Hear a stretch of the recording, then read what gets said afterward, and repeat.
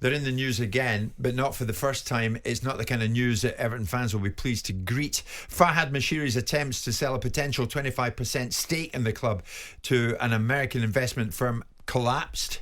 It's believed that MSP Sports Capital walked away from an exclusivity agreement after being told it would have to pay off an existing lender. So, I mean, that being the case, will it be a stumbling block, Simon, for further potential investors going forward? Is this as bad as it sounds? And as I said earlier, that's a headline in the Telegraph sports section. Everton hit by new cash crisis. Is it? Yes and no. I mean, I realise that unless I pile into Everton and make Bill Kenwright akin to Vladimir Putin, there's going to be a section of the Everton fan base that I think it's Uncle Bill that I'm looking after. But I'm not entirely sure this is quite as big a drama as people think it is. The MSP money is going in as debt initially, with a convertible option to turn it into equity, which means it starts with debt. So it's ultimately Everton borrowing money with the ability to convert it into equity at a later stage. Right. Try and keep this simple for people like I'm trying me. to, yeah. Now you've already got borrowing in there, like most football clubs have. You already have funders in there, right? And those funders will have charged the money that they've lent to Everton against assets. Like if you buy a house for £1 million and you're 100 grand, you buy a house for 100 grand and you borrow 50 grand from the bank, you have a charge. The bank's mortgage is called a charge. So if you lend money to a football club, what you tend to do is take security. So you take security, which is perhaps the TV revenues, the broadcasting rights, right?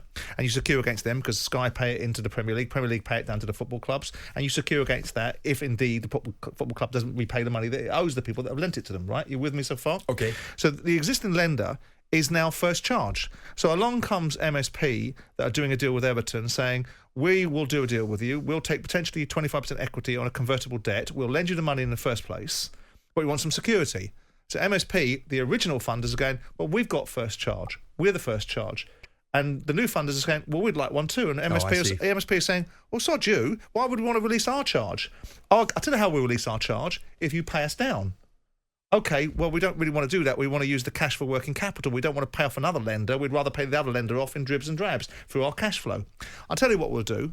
We'll reroute a significant proportion of that 150 million quid that was going in as debt and might be converted into equity at a later stage into the stadium company.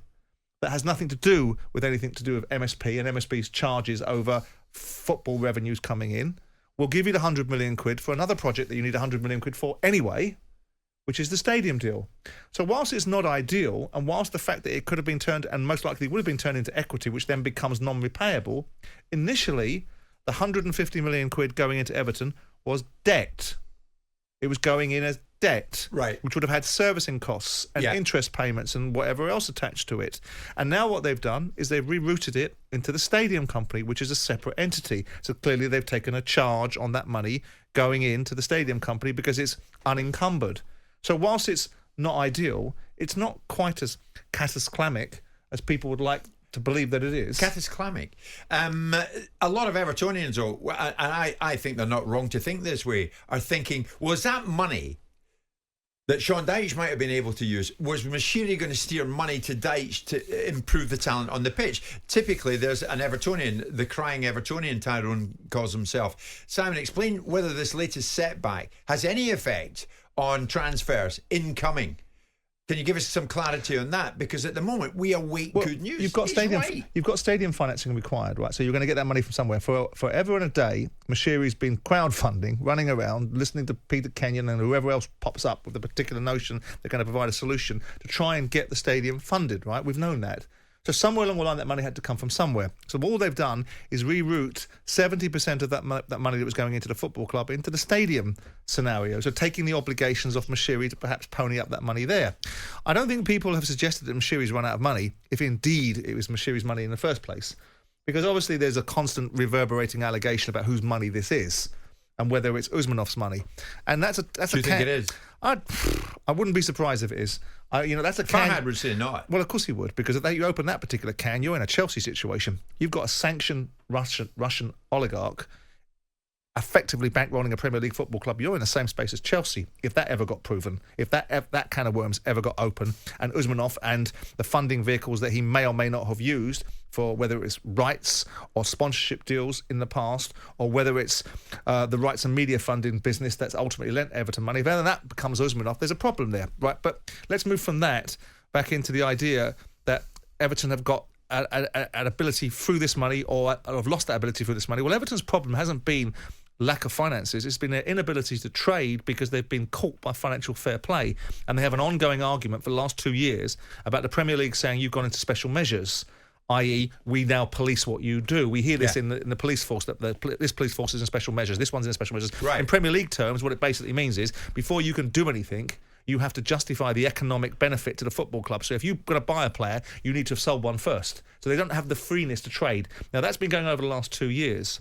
They've also got an ongoing argument about their accounts and their losses that were accumulated during the last 2 or 3 seasons during COVID, where they've got huge allowable adjustments because of the infrastructure of the stadium now being used to capitalise the balance sheet, and also COVID losses. And they've been able to sneak under financial fair play by the skin of their teeth. Well, we know that... And here we are back in the situation where they're now being charged and asked to account for it in October. Right. I was just going to say that. Is that another doomsday on the horizon then? October the 25th, they're preparing to appear before an independent commission. Why does people assume it's a doomsday? You've got. It doesn't sound that good. Well, it's not great, is it? No, but you've got that fella that came on the other day, the all-singing, all-knowing financial guy that worked for Man City, coming on and telling us that Chelsea price into their thinking financial fair play sanctions.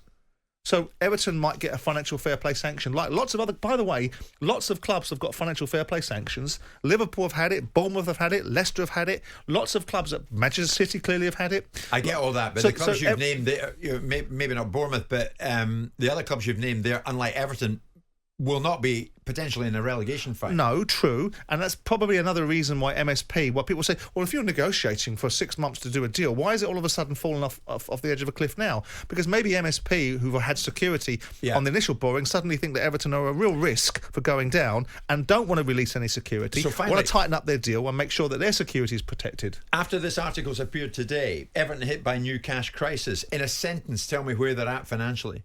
I don't think it helps their case. They wanted to borrow 150 million quid on a convertible debt, turning it into equity. They've lost that opportunity. They've rerouted 100 million quid in it to fund the stadium because the stadium has got to be funded. So they're 50 million pounds shy. We don't know when that convertible debt was going to be called in. I don't think it's ideal, but I don't think it's doomsday. Okay, understood.